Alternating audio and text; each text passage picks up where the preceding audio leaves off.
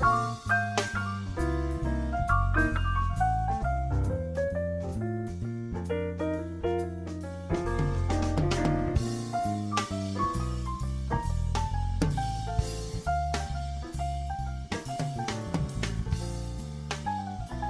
everybody, and welcome to another episode of Strip Search, the Comic Strip Podcast.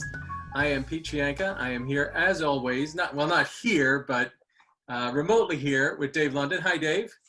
Hey, Pete. How are you? All right. How are things in the great outdoors? They're good. I got the umbrella above me to keep the sun out. You know, I'm on the deck. I got the dogs and the kids, barking away in the house. That's the dogs, not the kids. But Very good. If you hear I am in the house with the dogs and the kids, so if you hear anything, that's probably what it is. I thought about doing this outside for about 2 minutes. I went so far as bringing my laptop to the porch, immediately started profusely sweating, and said, you know what, I'm going back in. So maybe this fall I'll try to do a couple of outdoor episodes when the weather agrees with it a little more. But so you're holding up well in this pandemic summer? So far so good. Knock on wood. We've managed to stay healthy, and I live out in the middle of the woods practically. So we're sort of like you wouldn't know there's a pandemic in my town just because it's I kind of live in this little podunk town with not that many people. So right. It's not like downtown. And the people who are there try to avoid each other on a good day. Right. That's the goal. So social distancing really has been the norm. So yeah, that's good. Sort of the same thing here. Everybody, we have been doing these with as much regularity lately, partially because of the pandemic and other things that have made it a little more difficult to get together. But we wanted to check in with our summer episode, and we're going to be talking to an old friend of ours, Sage Stossel, who is the author of the On the Loose books, and she sort of has I guess you'd say, a new old project. It's something she'd worked on before that is making a comeback. So in a little while, we are going to be talking to her. So please stay tuned for that. And of course, I should mention our strip, Pet Peeves, has been going strong through this pandemic. In fact, our characters, the Peeves family, have been suffering right along with us with the quarantine, which was the subject of our last podcast. So you could catch that at petpeevescomic.com and also in your local newspaper via the More Content Now syndicate. And in the meantime, in the world of comics, Dave, we've discussed this, sort of what I'd call kind of a monumental surprise in the comics world was the return of Gary Larson of the Far Side fame, which was a strip that, I don't know if you'd say we grew up with it, but it probably hit maybe when we were in high school, got real popular. Mid 80s. It was very, that Bloom County, and a couple of others. Yeah, Calvin and Hobbes came a little later. But the Far Side, I mean, to me, is still the premier bizarre off-kilter panel. There was nothing like it ever before, and nothing like it really since. There's been some very good panels. Mark Parisi's Off the Mark, of course, being maybe premier among them. He's a good friend of the show, and another Boston area guy. And there's several others, but the Far Side sort of stand on its own. And I think, and Larson he stopped very, very much like Bill Watterson in that, you just never heard from him again. He wasn't out there piddling away doing this, that, or the other thing until, within the last month or so, when suddenly he has new strips going up. But they're very different, different. I don't know if you call them a different style, but definitely a different approach. I mean, you would be able to explain better than I think, how he has shifted his artistic style.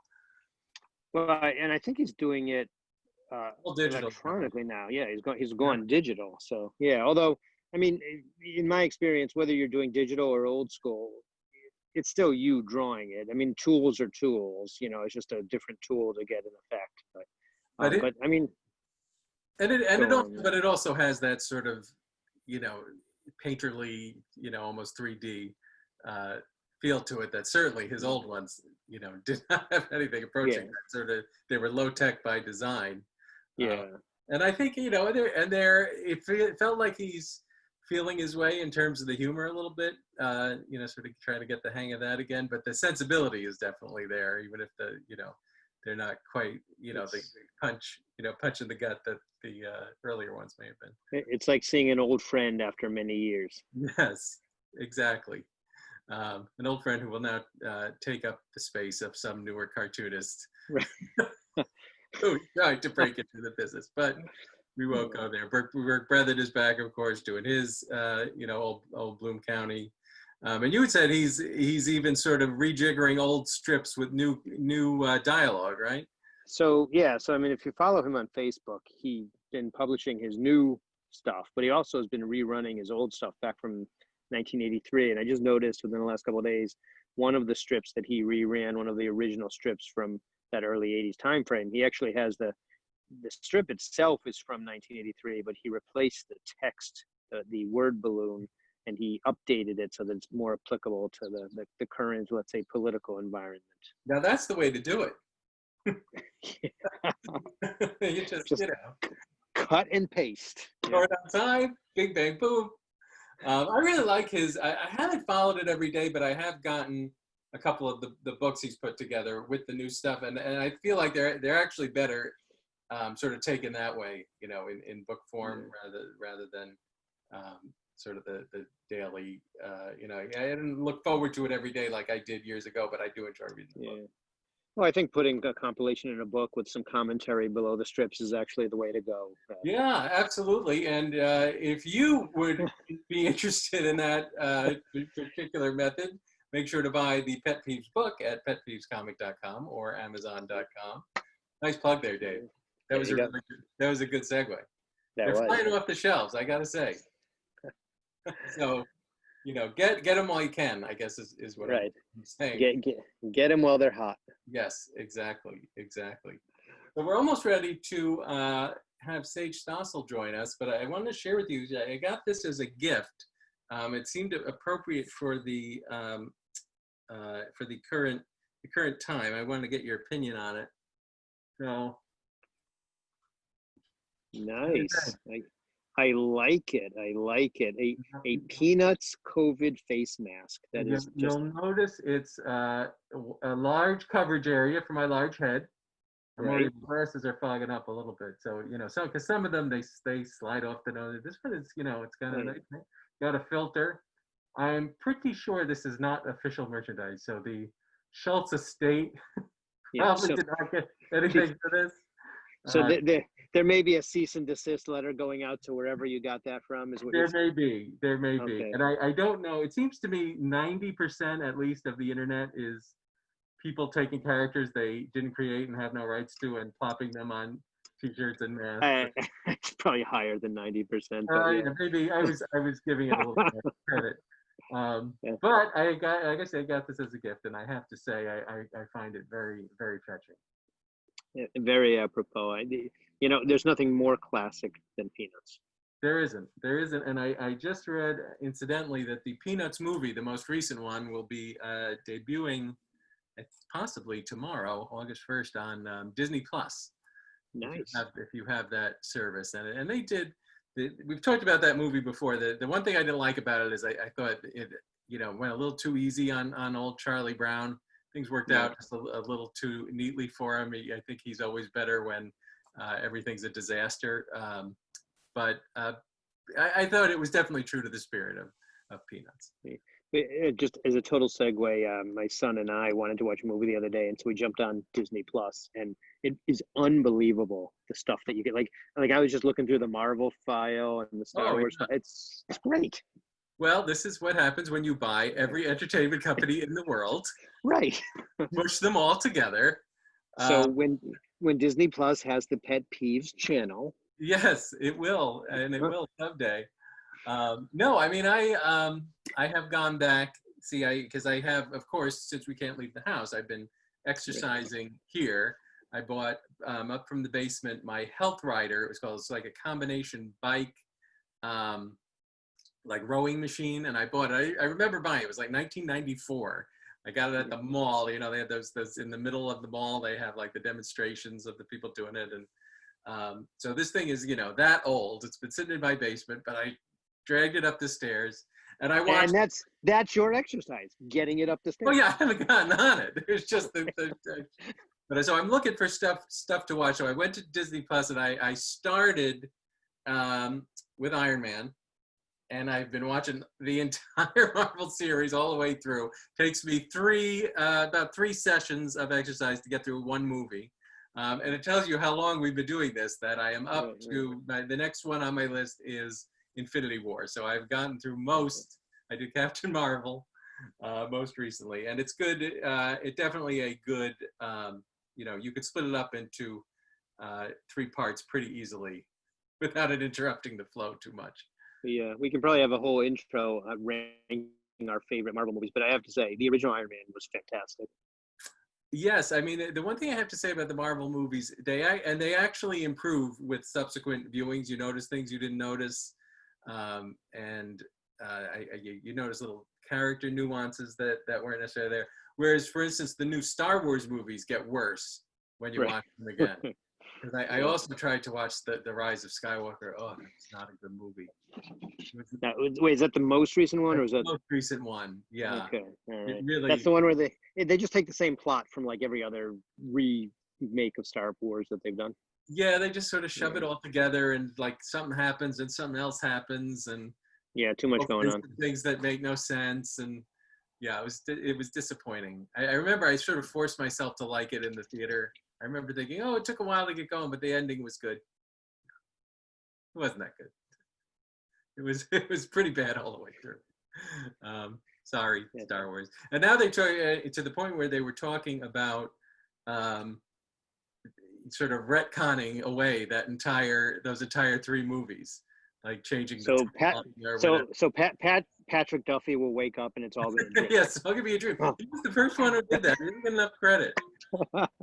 One for you, Dallas fans. All right, I believe we are going to be hearing from Sage any minute, so we're going to take a quick break and come back with her on this episode of Strip Search, Comic Strip Podcast. Stay tuned, everybody. Hey, everybody, we are back with Strip Search, the Comic Strip Podcast, with me, Pete Chianca, and my co-host, Dave London. Give us a wave, Dave. See, if you're listening on the audio, you don't know, but Dave just waved to us from his beautiful outdoor hideaway in the hinterlands of Massachusetts. We're here with our special guest today, an old friend of ours, Sage Stossel. How are you, Sage? Good, thanks. Thank you for having me. Oh, it's great to have you back, and in our new Zoom environment. Obviously everything is new these days. Everybody is doing things differently than they used to. I imagine it's the same for you. Yep, every week it's a new thing to get used to. That's for sure. The way things are heading. That's for sure. And for people who don't know, Sage is a longtime cartoonist and illustrator. Of course, the author of the On the Loose series, which focuses on different cities around the U.S., including Boston, our personal favorite. And in addition to that, what we wanted to talk to you about today is a project, I guess it's a couple of years old, but is making a comeback. It's called Starling, and it's about a superhero. And well, why don't you tell us a little bit about it?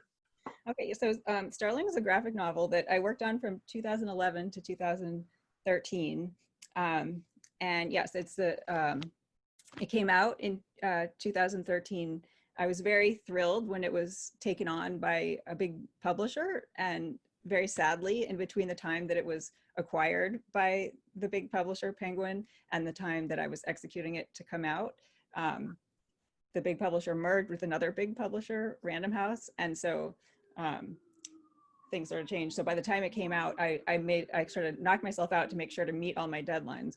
But it did make it out, but then the little imprint that had acquired it kind of got clobbered in the merger, and it didn't have much push behind it. And so like the imprint disappeared, the book kind of came and went quickly. Then it sort of got a second life. I started posting it on my own, a little website that I made for it. And Mark Parisi, who you guys know, syndicated cartoonist with Andrews McMill Universal, kindly started sharing some of the early posts that I did of it, and his syndicate noticed and picked it up and inquired about rolling it out and serializing it on their site. So that's why it's sort of still in play today, and they're kind of going through it for the second time around now. But the story, it's sort of like a superhero story from a little bit of an unorthodox angle, sort of more personal. I'm trying to inject a little bit of humor into it. So it's a story of this young woman, Amy. Her alter ego is Starling in her other incarnation. She kind of has low self-esteem. She was raised in a dysfunctional family with like a neglectful cat hoarder mother.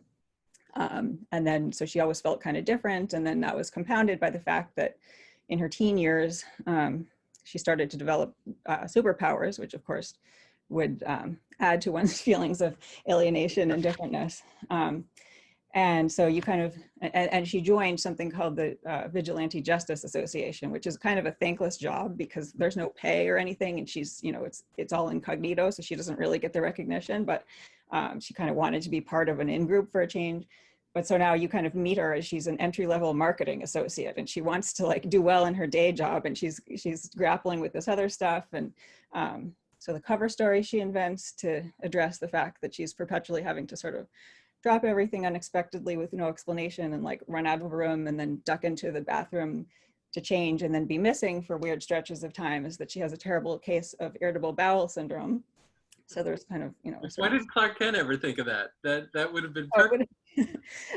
I know, he missed out. He could have, his life could have been easier.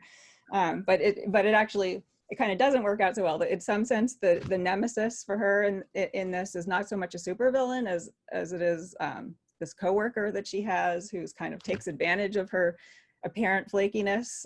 You know, so he starts rumors that, you know, like he's not as talented as she is at the job, but he's very assiduous about kind of taking advantage of her competing priorities to kind of make her look like an incompetent flake. So, you know, he starts rumors that she's doing drugs in the bathroom, and that, you know, if someone comes to bring an assignment to her, he'll kind of intercept it and get it for himself. And then there's various, you know, other plot complications, you know, because of her sort of demeanor and her feelings of differentness, plus just the realities of her situation. She doesn't have many friends. She's never had a real relationship. She kind of, the closest she got was she kind of almost went out with someone in college, but then ghosted him because it was just too much to deal with.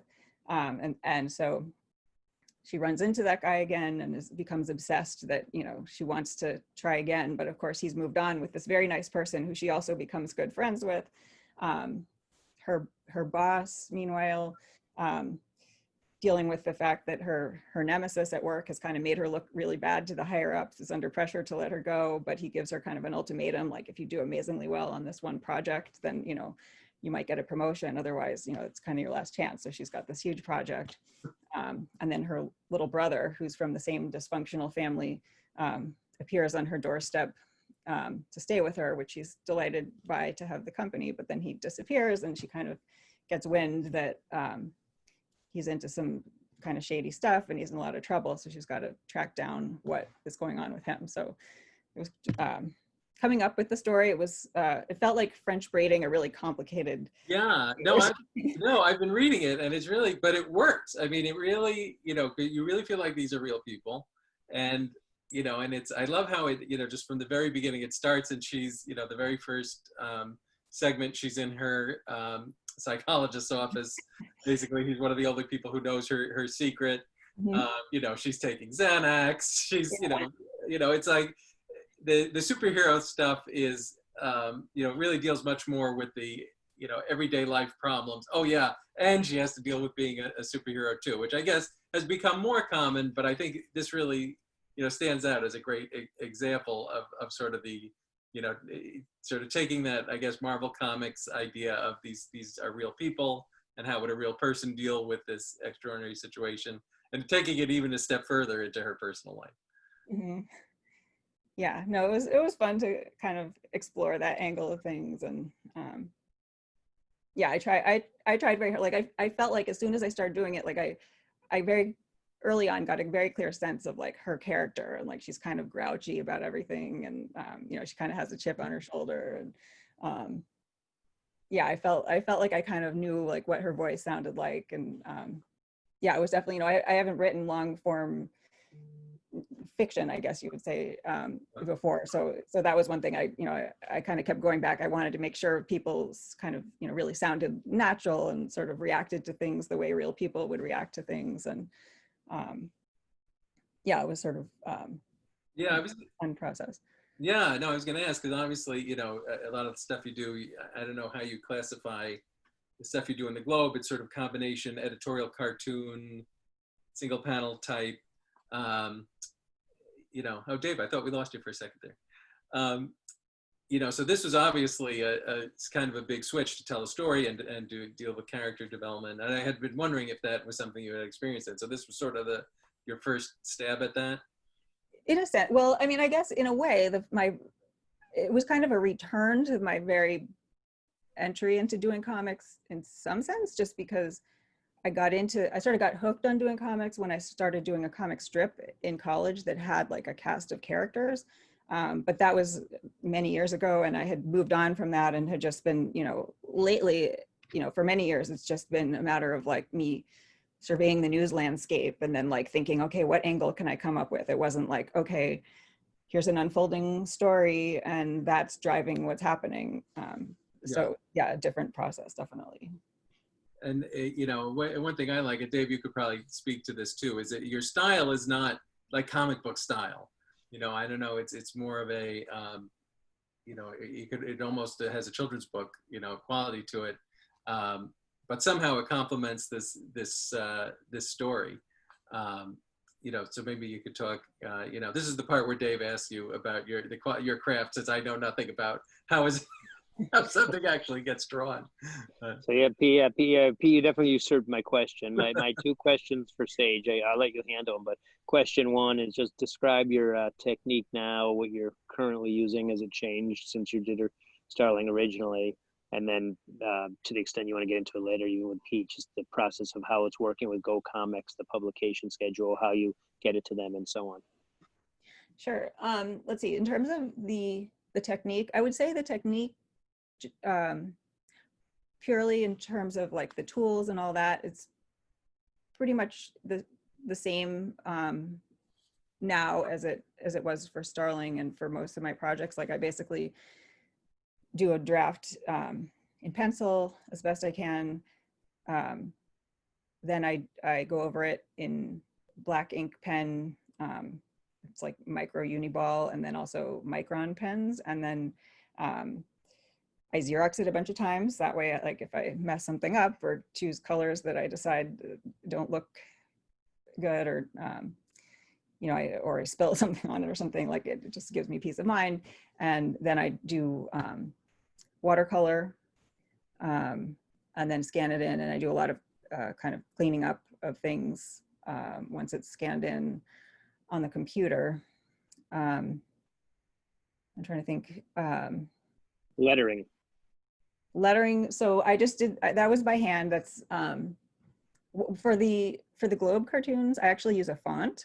My lettering is not very neat. So that was something that, like, in terms of, it was very time consuming to clean up the lettering, and like just such a long book with so much dialogue.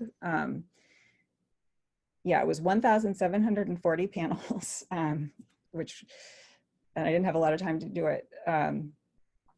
And yeah, it's just, I scan it in, and then like the grain of the paper gets in there, plus just little dots. And then I seem to not be able to do it very evenly. So I would go in and I, try to get each word to be like on the same apparent line as the word next to it. So there's just a lot of time spent cleaning up the dialogue boxes. I mean, I do feel like I have a sort of different style for some of the Globe stuff and other types of stuff that I do. It's more like I'm actually looking at something, and then I feel like it has a more artistic, realistic, somewhat sketchy, but sort of fluid feel to it, versus when I come up with something out of my brain. I feel like I don't know if other people can tell, but I can certainly tell the difference, and it almost looks like a different artist did it sometimes. so the Starling, it was all out of my brain. So it had the look of that stuff. Some of my globe pieces are like, oh, I went to this place and here's a lot of sketches of scenes from this or that. I feel like that ends up with a different look, but it's all the same, pencil plus black ink plus the watercolor and then scanning it in. I feel like,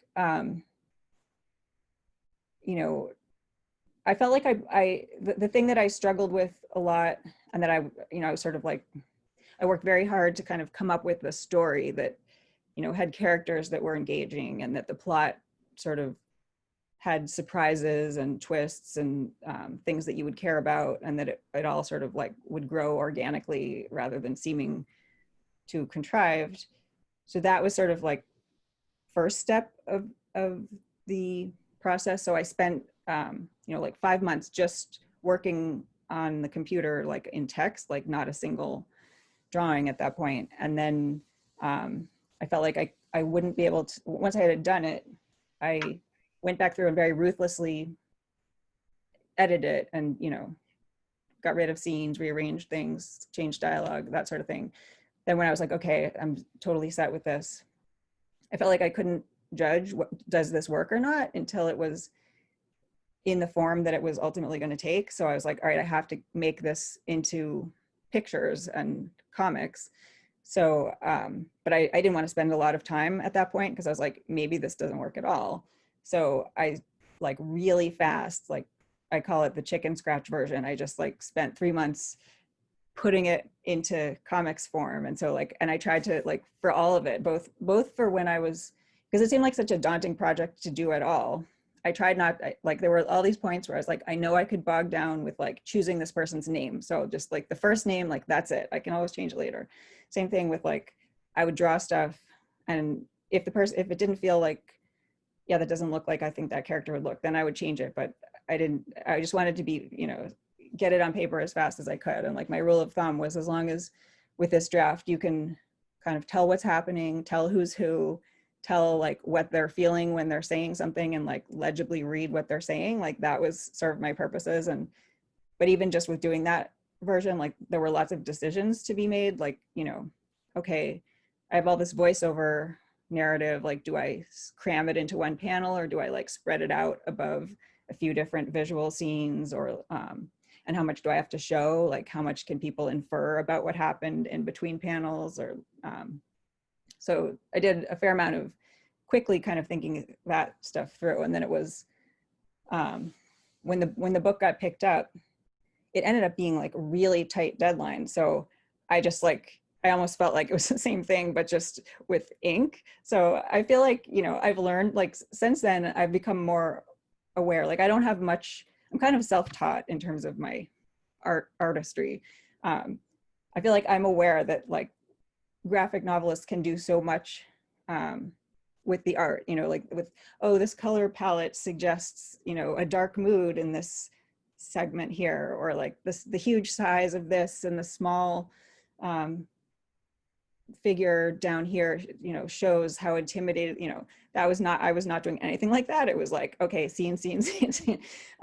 Because I felt like my allegiance, I was coming at it as more of like, identify more in some sense as a writer than as an artist in some ways, I guess. But I would like to, experiment with kind of using the art more as a tool, as part of the telling of the story, if I were to do a project at some point. But yeah, it was very like, okay, I have a tight deadline. Some of the decisions were like, okay, here's this character. What pants is he going to be wearing? And where is he going to be standing? Because if he's going to be standing in front of a beige wall, maybe I don't want him to have beige pants because he might, get lost, so just all these little things I might not have thought about in a single panel cartoon where I wouldn't have to worry about, this person's going to be wearing this outfit across all these different scenes or something. Yeah, that's something I definitely would not have thought of, is the pants. Dave, are you there? I am here. Can you hear me? You froze for a second. Oh, it's probably the Wi-Fi glitching, but no, I'm here.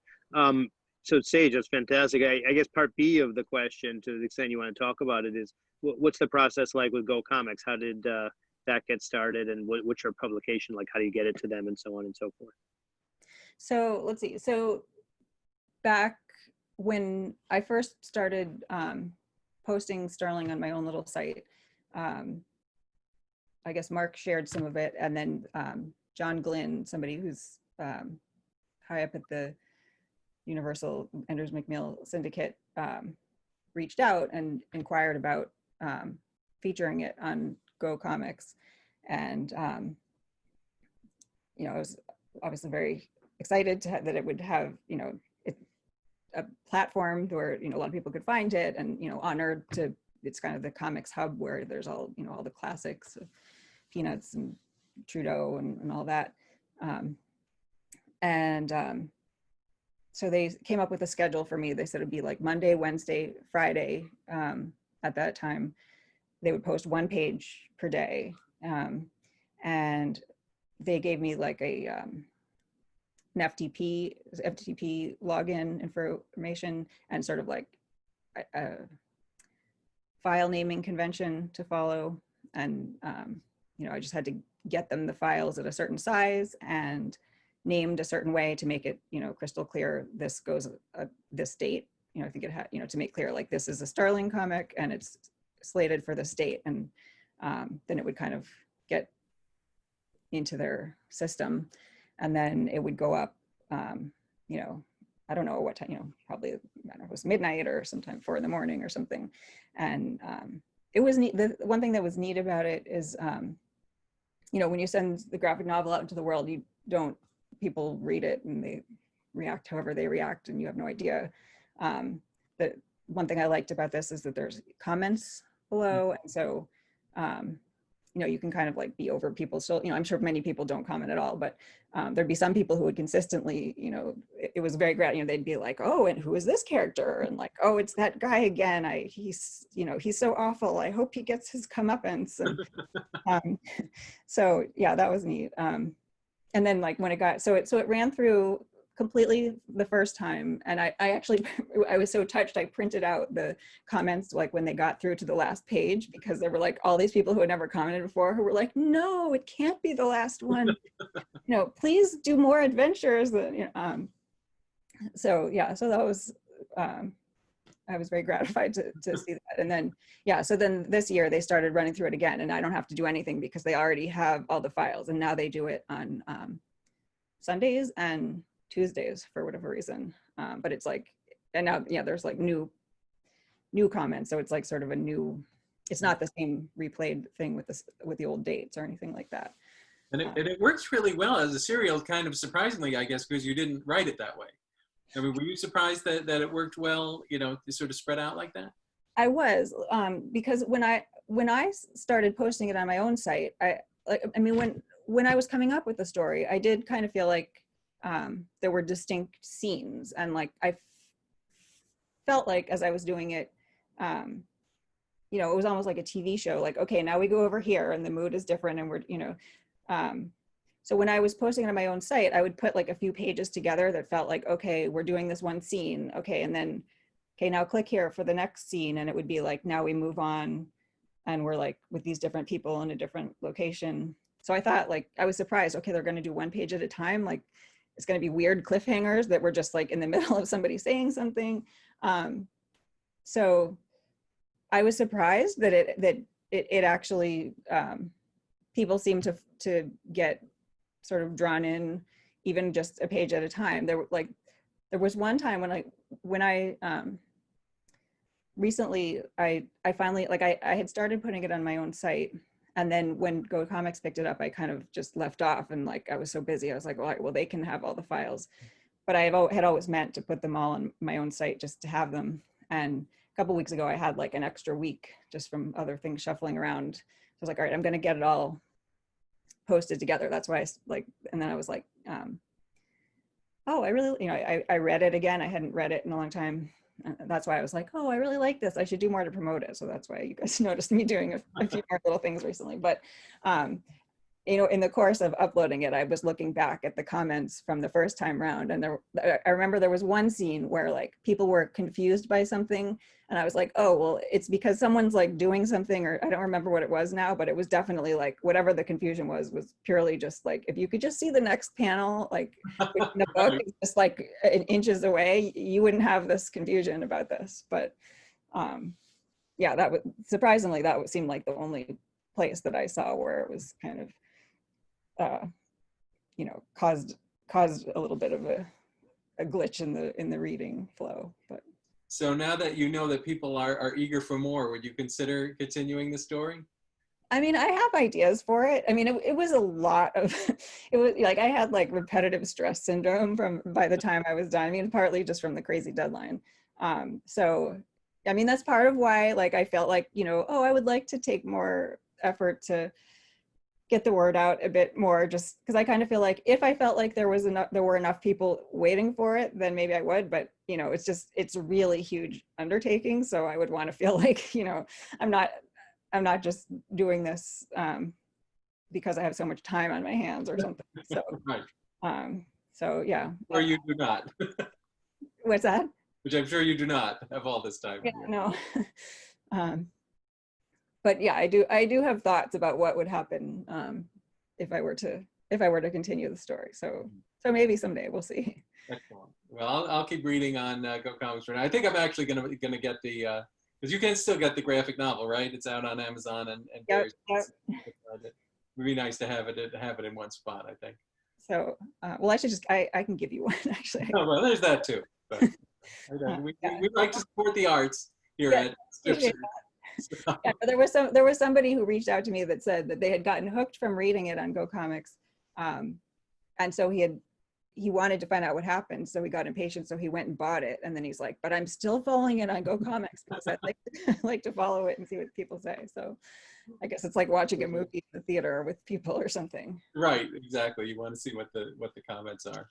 Yeah. We don't have too much time, but I did want to just mention your recent stuff at the Globe. I think you've been really knocking it out of the park, with the last few. And, you recently dealt with the sort of debate over whether or not kids should go back to school, which is obviously on, if you have kids, even if you don't, it is probably on your mind right now. And that was a great take. And are you doing those, are they giving you, do you have an editor giving you input? Are you, basically coming up with those, soup to nuts on your own?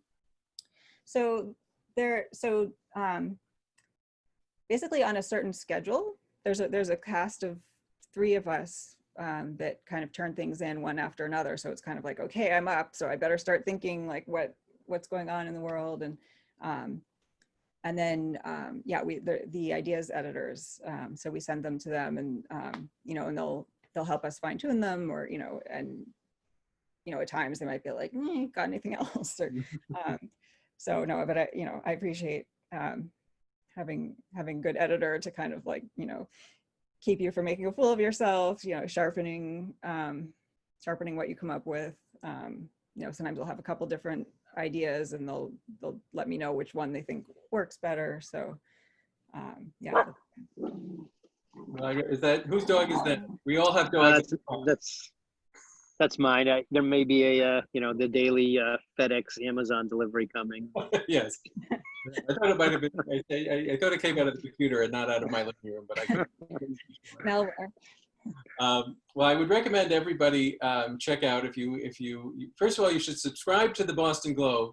Yes, definitely. Who, by full disclosure, is my current employer in my day job, but it's worth getting behind the paywall to see Sage's cartoons, and obviously to get the print edition too.